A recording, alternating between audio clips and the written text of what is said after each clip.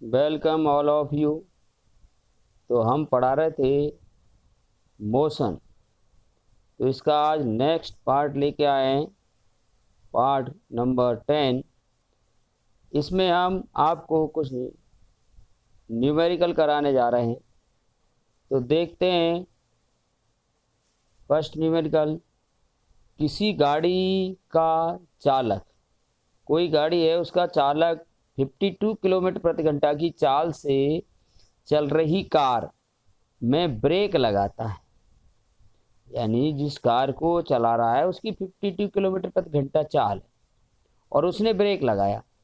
Car विपरीत दिशा में एक समान त्वरण से त्वरित होकर 5 सेकंड में रुक जाती है। यानी त्वरण उस पर विपरीत दिशा में लगता है गति की, यानी ब्रेक लगाते हैं तो 5 सेकंड बाद रुक जाती है चालक द्वारा। अब ये 5 सेकंड में रुक गई। अब एक दूसरा चालक है, दूसरा ड्राइवर है, ये 30 किलोमीटर प्रति घंटा की चाल से दूसरी कार को ब्रेक लगा रहा है, लेकिन ये धीरे धीरे लगाता है ब्रेक, तो वो 10 सेकंड में रुक जाती है। वो पहली वाली कार 5 सेकंड में रुक गई थी, ये 10 सेकंड में रुकती है।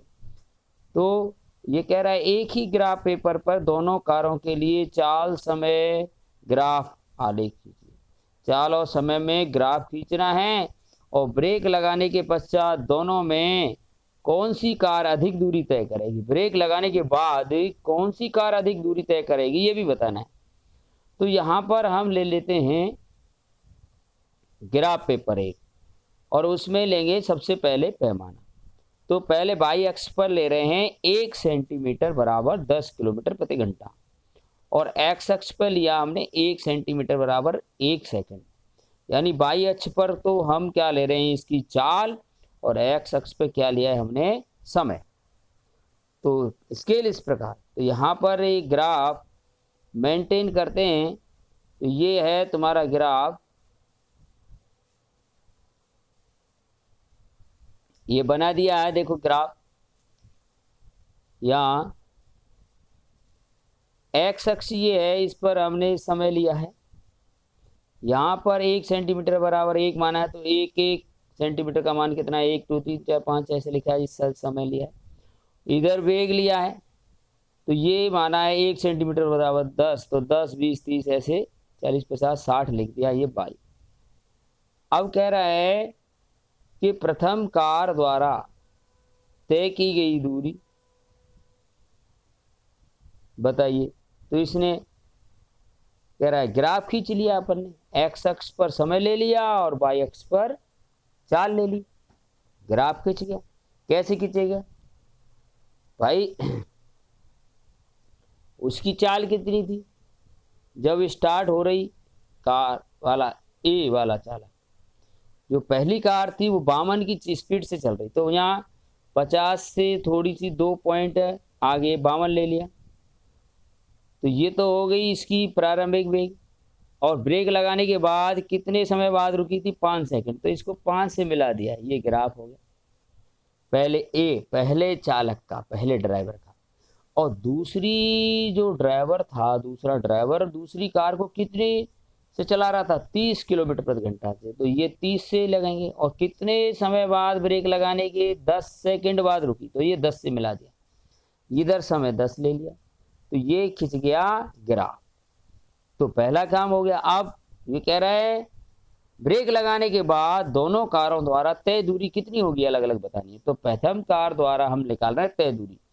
तो किसी भी कार या वाहन द्वारा तय दूरी होती है चालक द्वारा, वो वेग समय जो ग्राफ होता है, यानी वेग और समय के बीच ग्राफ खींचा जाता है, या हम कहें चाल और समय के बीच ग्राफ खींचा जाएगा, उस ग्राफ द्वारा घेरे क्षेत्र का क्षेत्रफल होता है।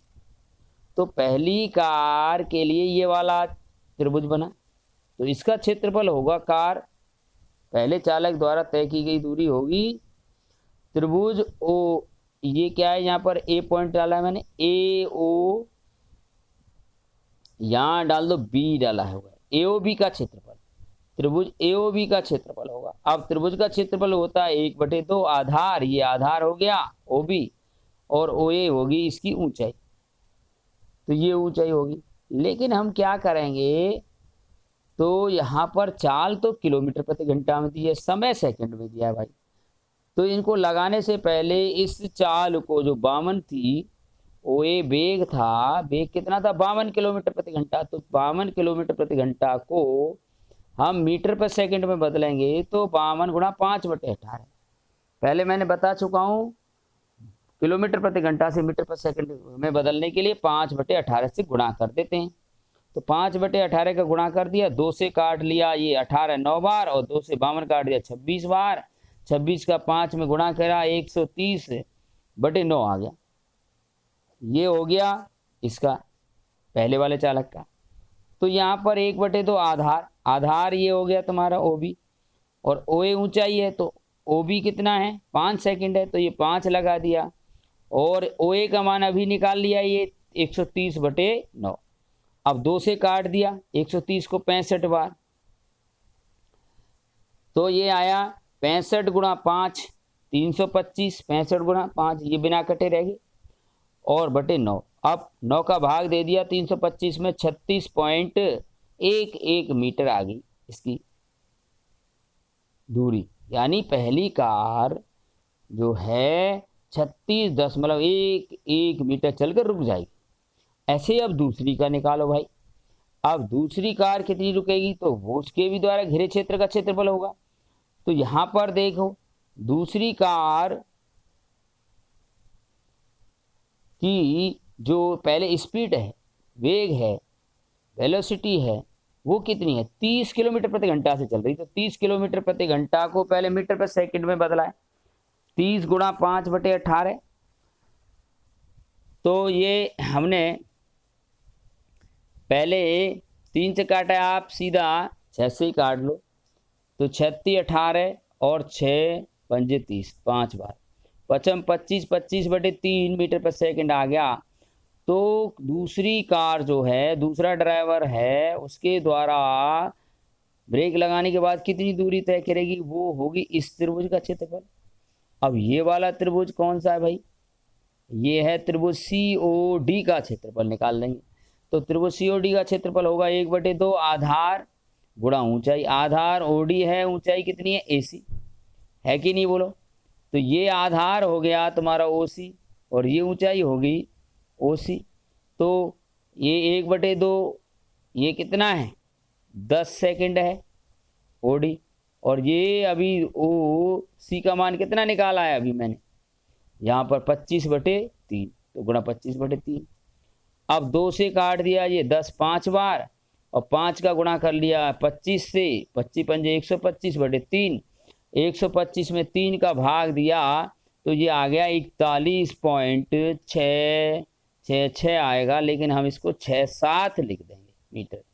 तो दूसरी कार 41.67 मीटर चलकर रुक जाएगी। ओके, तो ये हो गया क्वेश्चन कंप्लीट। अब नेक्स्ट क्वेश्चन की तरफ चलते हैं।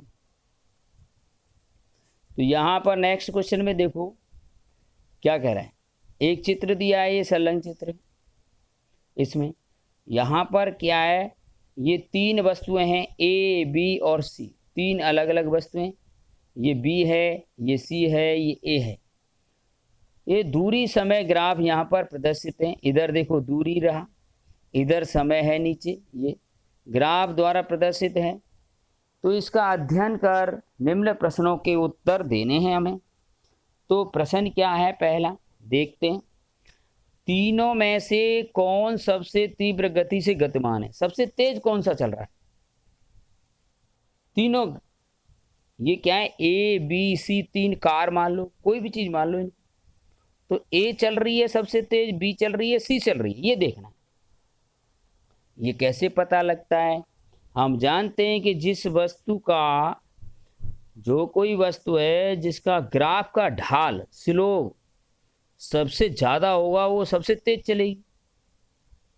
स्लोप ढलान ढाल है ना, और जिसका सबसे कम होगा वो सबसे धीरे चलेगी। तो आप देखिए यहाँ पर किसका ढाल यानी स्लोप सबसे ज्यादा है, B का लग रहा है मेरे को। तो B लाइन सबसे, C दी है, खड़ी हुई है, तो इसका ढाल ये यानी इस पर ढलान सबसे ज़्यादा है, इससे कम किसका है, सी का है, और फिर ए का सबसे कम। तो ये पूछ रहा है सबसे ज़्यादा, तो अपन देखते हैं बी का ढलान सर्वाधिक है, अतः वस्तु बी सबसे तीव्र गति से गतिमान है, कह सकते हैं बी सबसे फास्ट चल रही है। और सबसे कम पूछता तो देखो ए का ढलान सबसे कम आ रहा है, ये वाला, ये ए सबसे स्लो चल रही है और सी दोनों के बीच में चल रही है।